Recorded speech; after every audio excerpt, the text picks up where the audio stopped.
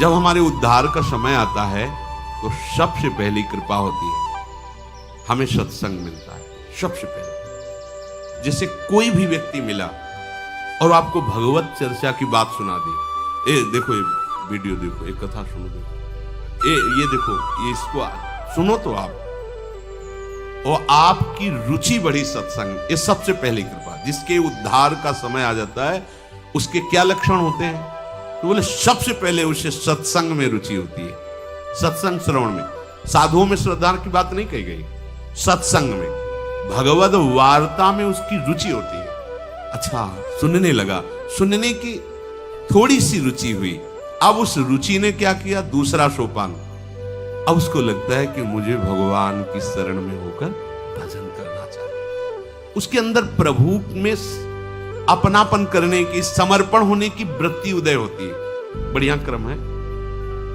सबसे पहले जिसका उद्धार होना होता है तो उसको सत्संग मिलता है, किसी भी व्यक्ति के द्वारा। ऐसा नहीं कि वो साधु के द्वारा ही, किसी पुस्तिका के द्वारा, किसी ग्रंथ के द्वारा, किसी प्रवचन के द्वारा, उसको किसी संत पर श्रद्धा की बात नहीं की जा रही, वो भगवत चर्चा श्रवण की, कोई कथावाचक, कोई रासाचार्य, किसी से भी उसे भगवत संबंधी वार्ता सुनने को मिली, आकर्षण उसका हुआ। अब उसके दूसरी बात, उसके हृदय में प्रभु के प्रति समर्पण होने की भावना जागृत होती है। मैं भी शरणागत होकर भगवान का भजन करूंगा। अब उसके द्वारा हृदय में तीर्थाटन करने की भावना जागृत हुई। अभी शरणागत हुआ नहीं, कैसे शरण में हुआ जाए, कैसे भगवान का भजन किया जाए, ये उसके हृदय में बात हुई। तो इस बात ने तीसरी बात पैदा की, चलो तीर्थों में चलते हैं, धामों में चलते हैं, पुरियों में चलते हैं। वहां चलने से भगवान के जो संत जन है, भक्त जन है, उनका दर्शन होगा। तब उनसे पूछेंगे कि भगवान की शरणागति कैसे होती है, भजन हम कैसे करें। तो वो तीर्थयाटन करता है। तीर्थयाटन से उसके हृदय में पवित्रता आती है। तब उस पवित्रता से वो महत् सेवयम, साधु महात्माओं की सेवा करने का भाव उसके जागृत होता है। संतों को वस्त्र दे दे, भोजन, कुछ किसी भी तरह उनकी सेवा करे, संतों से प्रियता होने लगती। संत सेवा का उसके हृदय में श्यान महत् सेवयाहा, महत् सेवा यही सबसे बड़ी सेवा। भगवत प्रेमी महात्माओं की यदि सेवा मिल जाए, ये महत् सेवा कही जाती है। महापुरुषों की सेवा करने का चाव प्रकट, कैसे हमारे तन से, हमारे मन से किसी भी तरह कोई सेवा इनकी बन जाए, अब महत् सेवा बनती है उससे। संतों के पास जाकर उनके सामने शांत बैठ जाना, उनकी बात सुनना, यह भी सेवा है। उनकी आज्ञा पालन करना, ये सबसे बड़ी सेवा है। अगर आप शांत बैठ गए, किसी को विक्षेप नहीं पहुंचाते, उनकी बात सुन रहे, ये सेवा बन रही है। मतलब एक आदमी उद्दंडता करे, अभी सबके आनंद में विघ्न पड़ जाएगा।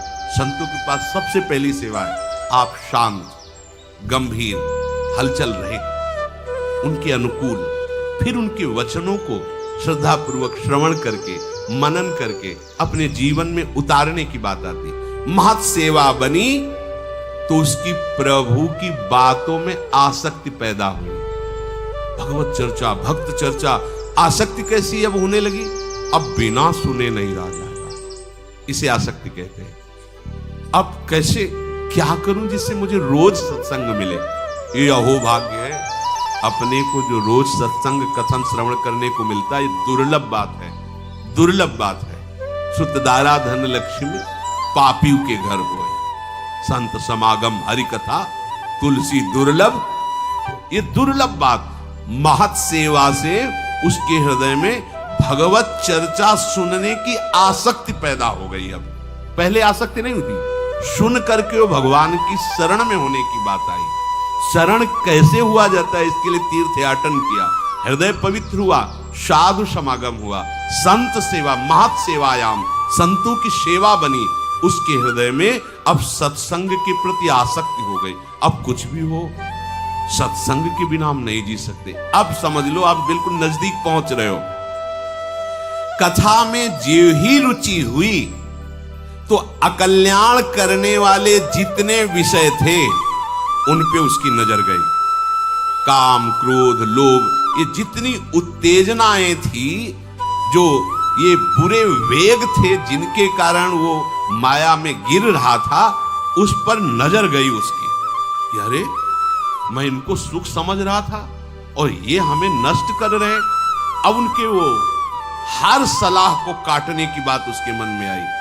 जो काम क्रोध की सलाह से वो भ्रष्ट हो रहा था, सत्संग में उसको ये विवेक प्राप्त हुआ और अब वो शासन करने लगा। उन विकारों को असह नहीं हो जाना, ये उनको नष्ट करने का उपाय है। अब सहा नहीं जा रहा, व्याकुलता हो जाना, ऐसा हम लोग नहीं कर पाते। हम लोग बहुत छुपा के अपने हृदय में उनको रखते हैं, तो इसीलिए वो बने हुए। जिस दिन आप व्याकुल हो गए, अरे ये दुष्ट मुझे कितना नष्ट, भयभीत हो जाएगा वो। सच्ची मानिए, तुम इतने बल से बलवान हो कि तुम्हें काम परास्त कर दे, ऐसा नहीं हो सकता। तुम अपने बल को देख नहीं पा रहे हो। मेरे बल सी वृंदावन रानी, महारानी जी की तरफ देखो, फिर देखे तुम्हें कौन देखता है बुरी नजर से। न काम, न क्रोध, न लोभ, न मोह, न मद, न मत्सर। हम क्या करते हैं? महारानी जी की तरफ पीठ किए हुए और इनकी तरफ नजर किए और इनका स्वागत करते हैं। लगता है इनसे हमें सुख मिलता है, इसीलिए बने हुए हैं। सत्संग, सत सेवा अर्थात साधु सेवा से जो सत्संग में रुचि हुई, उसने क्या किया? अनर्थ निवृत्ति कर दी। एक एक छांट छांट कर अपने मन के सारे दोष, अच्छा ये है हटाओ उसको, अब ये है हटाओ उसको। जितने विकार थे वो सब सत्संग के प्रभाव। रोज जलोगे आप, सत्संग सुन रहे हो, रोज जो आपके अंदर गंदगी है, गंदे विचार हैं, गलती है, वो आपको यहां बैठे बैठे जलाएगी। मैं कब निकल पाऊंगा इससे? मैं कैसे दूर कर पाऊंगा? ये सत्संग का प्रभाव होता है। अब कुछ लोग ऐसे भी होते हैं कि वो बांस की तरह होते हैं। बांस में कितनी भी जल वर्षा हो, खूब गाय के गोबर की खाद लगा दो, कभी उसमें फल नहीं लगेगा, पक्का।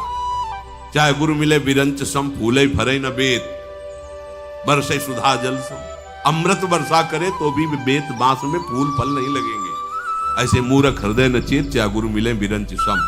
कुछ ऐसे जड़ स्वभाव के होते हैं, क्या वही सत्संग सुनना चाहे सुन लिया, आचरण में फर्क नहीं पड़ेगा। हमें दिखाई देता है 8-8, 10-10 वर्ष हो गए, वही बात ज्यों की त्यों, वही बात, कोई असर नहीं। बेत हैं ये, सुधरने वाले नहीं।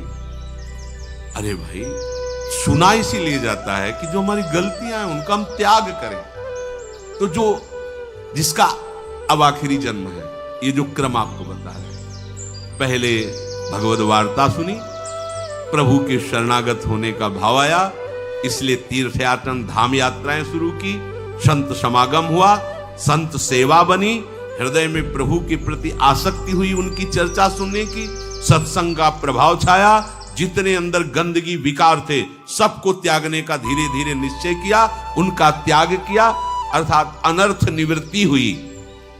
अब निष्ठा बन गई। अब निष्ठा बन गई। एक भरोसो, एक बल, एक आस।